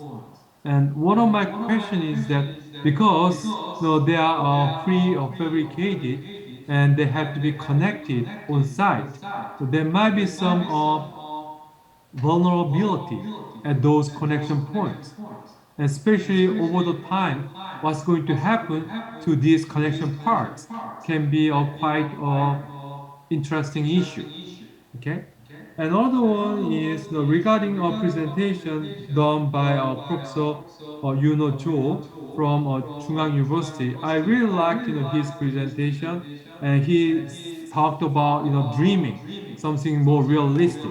So he talked about many techniques that can be realized. I think that's a very good comment. But in addition to that, I'd like to ask him, Professor Cho, that how can we commercialize that? Because making it possible and realizing them is one story, but actually making them profitable is another story. And I think that he might have more experience in these areas than I do, so he might have some more insights in this field. So these are kind of my comments and also questions. So I think I'm afraid that maybe I spent too much time. So that's all for now. Thank you. Thank you for your comments. Actually, I have a question to Professor Son Hoon. You are the expert. I know that you are expert in the smart sensing field. The Dr. Zhou gave some future over about that, like the energy harvesting or any other smart the light. Do you have any opinion about that? The all speakers just spoke about the de-icing. That's the primitive one. I guess that we need some futures for adapt other kinds of the smart IoT sensors. Do you have any the opinion about it? I can think in two different ways. The one approach is, as I talked about, embedding sensors as part of infrastructure systems. For example, instead of just attaching accelerometers, we might be able to embed inside of the structure. Then one of the questions that people are going to ask me is, how are you going to transmit data or provide power? So that's maybe why Dr. Han talked about energy harvesting. I think the transmitting data might be relatively easy, even when we install the sensors. But the issue is providing power. Okay? Well, these days, we can charge the cell phone very easily through wireless data transmission, right? So once we put the sensor or the cell phone on top of the wireless charger, we can charge almost non-contact. So I envision that in the future, we will have a lot of electrical vehicles traveling everywhere through infrastructure systems. I think it might be possible that we can charge those embedded sensors through vehicles. I personally have done some experiment, try to transfer power and data through 50 centimeter concrete. Actually, it's not just concrete, reinforced concrete. And technically, it's possible. So that's one approach.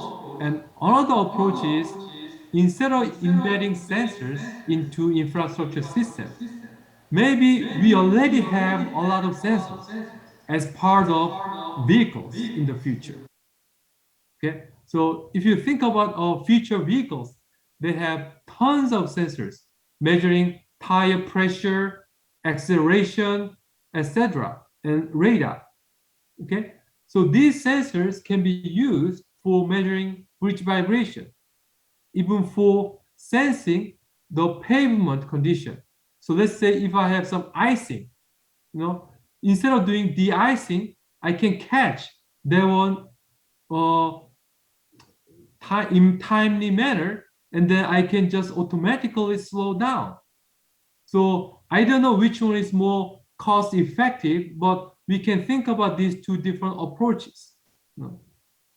But if you ask me to bet my money, I think most likely the later is going to be more dominant. Again, meaning that instead of putting a lot of sensors or de-icing devices into vehicles, most likely everything can be done through the vehicles. Why? Because there are more economical benefits. And then by selling those vehicles, people can make profit. I think people making technology should be able to make profit. Otherwise, the technology never going to thrive. That's my personal opinion. Yeah. I know you have experienced the non-contact charging system using the payment. Okay, I'll try. I'd like to get the opinion from Professor Kim, Sung-min Kim. He's in Gyeonggi University. He's prominent, the outstanding the researchers, and now he's the new president of Korean Society of Road Engineers. Actually, he is now preparing the specification for the precast payment. Would you say some comments about it? 김성민입니다. 제가 사실 아주 지금 중요한 이런 특별 세션을 만들어 주신 우리 한승환 박사님, 그다음에 우리 조성민 박사님 아주 감사드리고, 사실 여기에 대해서 제가 뭐 이렇게 말씀드릴 거는 사실 엄청 많아요. 아시다시피 제가 이제 우리나라에서 이 PC 포장 관련돼서는 정말 많은, 거의 한 20년 이제 가깝게 연구를 해온 사람이기 때문에, 사실 이제 조금 아쉬운 얘기를 하자면은 사실 이 PC 포장을 적용을 하고 발전을 시키려면 국가적인 차원에서 사실 이런 어떤 섹션을 많이 대줄 수 있는 이런 게 있어야 됩니다. 근데 그게 없이는 사실 이게 발전할 수 없기 때문에 지금 몇 개 아주 작은 몇 개 회사에서 그래도 계속 노력을 하면서 그나마 많이 발전을 시켜서 사실 어떤 그런 아주 디테일한 그런 기술도 많이 발전돼 있는 사실은 그런 상황입니다. 이게 많이 알려지지 않아서 그렇지, 만약에 이것을 적용할 수 있는 뭐 고속도로라든지 또 그 이외에 여러 그 도로라든지 도로 이외에 공항 뭐 이런 데도 지금 하고 있긴 있습니다만, 이제 그런 것이 마련이 된다면 사실 기술을 발전시킬 수 있는 기반은 우리나라에 충분히 지금 가지고 있다고 보고 있고요. 특히 이제 좀 다행인 것은 서울시에서는 지금 이 프리캐스트 포장을 버스 정거장 부분에 이제 적극적으로 도입을 해가지고 지금 아주 활발하게 지금 이제 시작돼서 이제 매년 아마 좀 증가를 할 겁니다. 그래서 그것을 지금 하고 있는 이제 이런 상황이고, 이제 한국도로공사에서도 우리가 이제 2010년대 초반, 2012년 정도에 영동고속도로에 아주 짧은 스판 2개 정도를 우리가 프리캐스트 슬랍으로 교체한 이제 이런 경험이 있는데, 사실 그 이후에는 또 쓰이지 않고 있는 이제 이런 상황입니다. 지금도 제가 이제 거기 지나갈 때는 항상 그 슬라브 위를 밟고 지나가는데, 이제 10년이 아마 10년 됐죠. 지금도 그래도 걱정된 거와는 달리 괜찮은 이제 이런 상태를 보이고 있고요. 그래서 일단 우리가 이제 도로 분야에서 이 프리캐스트 사실 페이먼트를 쓰지 못한 여러 가지 이제 그런 뭐 이유가 있지만, 하여튼 이번 기회에 이쪽에 좀 많은 좀 포커스를 이쪽으로 좀 둬가지고 좀 국가적인 지원이 되면은 아마 발전이 잘 될 수 있을 거라 이제 이렇게 생각을 하고요. 뭐 그 이외에 뭐 시간이 많이 갔으니까 다른 거는 어떤, 그리고 오늘 발표해 주신 분들 아주 좋은 또 이렇게 의견을 주셔가지고 감사드립니다. 네, 고맙습니다. 이상입니다. 감사합니다. 김 교수님, 사실 김 교수님이 경험이 많으시죠. 거의 우리나라에서는 그 프리캐스트 포장 분야는 거의 선구자적인 역할을 하셔갖고, 말씀하셨듯이 뭐 10년인가요? 전에부터 계속 시도를 하고 계시고 기술 개발을 하셨습니다. Actually, the Professor Kim has a pioneering person's the experience in South Korea for the constructing precast pavement in road engineering. 다음 질문은 홍성남 교수님한테 드리겠습니다. 홍성남 교수님 들리십니까? 들어가셨나요? 예. 홍성남 교수님한테는 여쭤볼 게, 아까도 말씀하셨듯이 이제 여러분이 말씀하셨듯이 결국 운반하고 그 다음에 이제 무거운 중량의 크기하고 큰 크기가 이제 인프라스트럭처가 이제 건축 분야에 비해서 그 장애물인데, 아마 거기에 대한 뭐 조금 고민을 많이 하셨을 것 같아요. 그러니까 그거에 대한 거를 잠깐 얘기를 해주시겠습니까? I thought that the Professor Hong who is working in Gyeongsang University as a professor. She has much knowledge about the lightweight concrete. As you know, the logistics and the size and weight is the big obstacles of the precast concrete members in bridge deck or in pavement. She has much experience about the lightweight concrete to solve that problem in some sense. Would you give some comments about it? 일단은 저희가 건설 공사라는 게 뭐든지 법적 테두리 안에서 이루어져야 되는데요. 프리캐스트라는 게 결국 공장 제작 콘크리트 제품을 얘기하는데 결국 이것들이 저희가 도로를 타고 공사 현장으로 접근할 수밖에 없는 상황이 되겠죠. 그리고 이제 도로 현장 같은 경우는 특히 더 긴 구간을 공사하기 때문에 쉬운 작업은 아닐 거라고 생각합니다. 그래서 첫 번째로는 법적 테두리 안에서 저희가 분절이라든지 무게를 감소시킬 수밖에 없는데요. 이러한 것을 실행하기 위해서는 결국 지금 여기서 프리팹이라는 기술 이전에는 뭐 스플라이스드 거더라든가 스플라이스드 뭐 슬래브라든가 자 이런 것들이 결국 토목 쪽 도로가 아닌 구조물 쪽에서 보면 이제 가속 교량 건설이라는 걸로 좀 발전이 됐고요. 교량 쪽에서는 그게 이제 도로 쪽으로 오면 새롭게 아마 지금 보시면 어떻게 될지 모르겠지만 좀 더 기술이 집적돼서 마지막 꽃을 피우는 것 같습니다. 그래서 저희가 만약에 이런 장애물들을 만든다면 실제적으로 현재 기술로는 극복하기가 좀 쉽지는 않습니다. 법적 근거들을 저희가 어떻게 보면 풀어내지 않으면 결국 도로 하중을 넘어서기 때문에 설계 하중. 그래서 결국 그냥 진행되는 게 아니라 건설 기계도 같이 증가가 돼야 되고 같이 개발이 돼야 되고 법적 문제도 같이 풀어나가야 되게 됩니다. 제가 요즘 관심을 두는 거는 일단 아까 보니까는 대부분의 프리캐스트 제품들이 DIC나 여튼 이런 특정 주제로 가는데요. 상당히 짧은 구간에 적용을 하게 되는 것들로 얘기해서 돼서 그런 것들은 사실 크게 문제가 없습니다. 근데 아주 긴 구간에 저희가 프리캐스트 제품을 적용한다고 하면 일단 무게를 줄여야 될 것 같습니다. 그래야지 법적 제한을 구조를 해서 무게에 대한 검토가 사라질 것 같고요. 이걸 하기 위해서는 지금의 콘크리트보다 훨씬 경량 콘크리트로 가거나 아니면 그 안에 많이 많은 부분을 차지하고 있는 철근을 사실 다른 보강재로 대체하는 경우가 있을 수 있을 것 같습니다. 그게 뭐 FRP가 됐든 non-metallic material이 됐든 그래서 철근의 프리캐스트 제품의 단위 중량을 줄여서 전체 무게를 줄일 수 있을 것 같습니다. 그리고 또 하나 문제가 되는 거는 사실 길이가 좀 문제가 될 수 있습니다. 법적으로 보면. 이것은 저희가 많이 이제 교량 쪽에서 보면 경험이 있는 것들이 결국 이제 세그먼탈 거더들이 많이 이용이 될 수 있을 것 같습니다. 그 기법들이 결국은 저희가 더 잘게 잘라서 한 스팬을 현장에서 프리세싱을 이용해서 이제 프리세싱을 완벽하게 이용하는 게 어떻게 보면 조립의 형태로 이용해서 쓸 수가 있을 것 같습니다. 거기에다가 만약에 뭐 재긴장이 가능하다면 나중에 추후에 유지 관리할 때 보수 보강 정도로 또 쓸 수도 있을 것 같고요.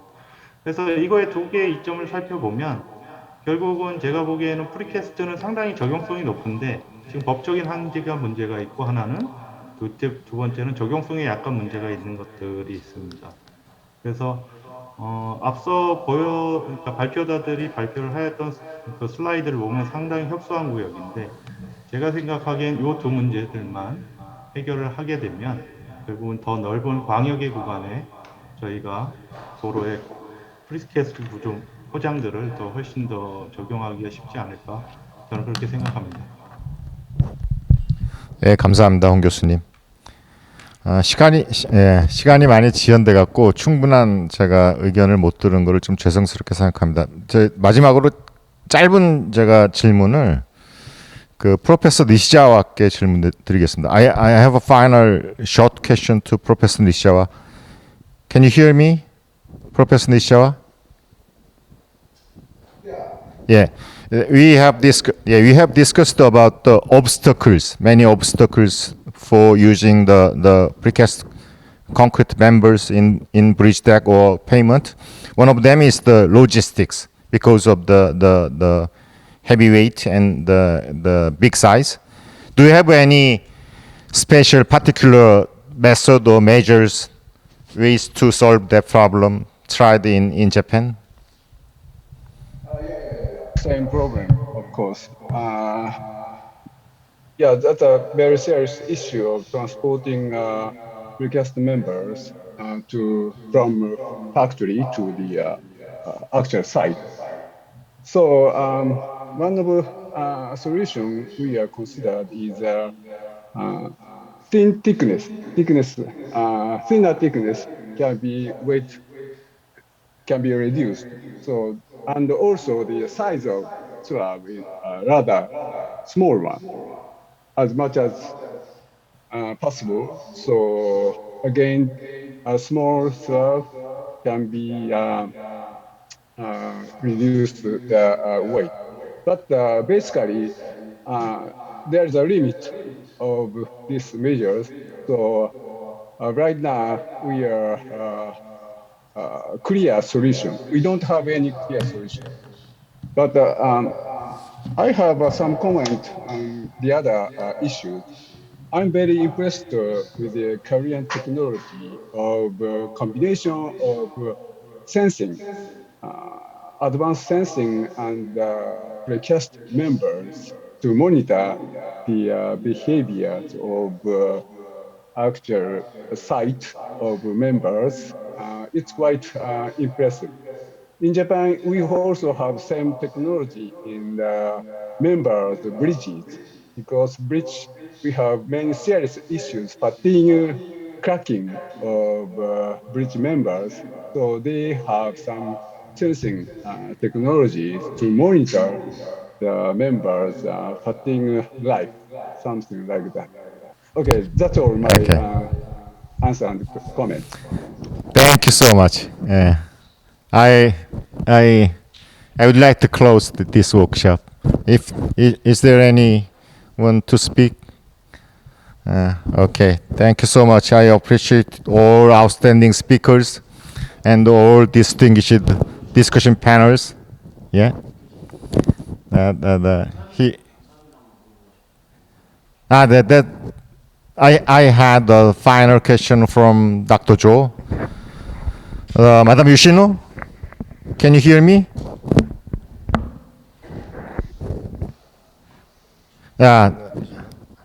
Okay. I think that the Professor Nishizawa can answer that question. Would you say? Actually, I'd like to ask to Ms. Yoshino. Yeah, thank you for your very useful presentation. Okay. Then, how is the total construction cost of 8 high-strength precast concrete pavement comparing other conventional methods like as in-situ placement of concrete for pavement?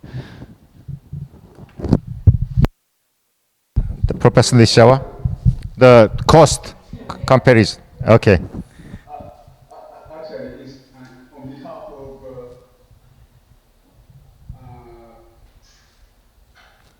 Madam Yoshino, I'm going to answer that question. Actually, it's very high, maybe 7 or 8 times higher than the normal quite higher. payment. It's very quite high. But the durability is very long, so it compensates with high cost, we think. Do you have any life cycle cost analysis for it? Yes, you mean? of course. Okay, thank you so much. As Madam Yoshino presented, it's a very urgent rehabilitation is required. In that case, cost is no problem. It's very urgent, so that's a way we use high precast concrete pavements. Particularly in airport, there are very short time of period for rehabilitation. In that case, precast concrete pavement is very useful. Okay, thank you. Okay, thank you all speakers and the discussion panels. I would like to close this the workshop. It was wonderful for me to invite all outstanding speakers and distinguished discussion panels. I hope to have this kind of workshop maybe next year, but that time it can be the face-to-face meeting. I hope that one. Okay, thank you so much.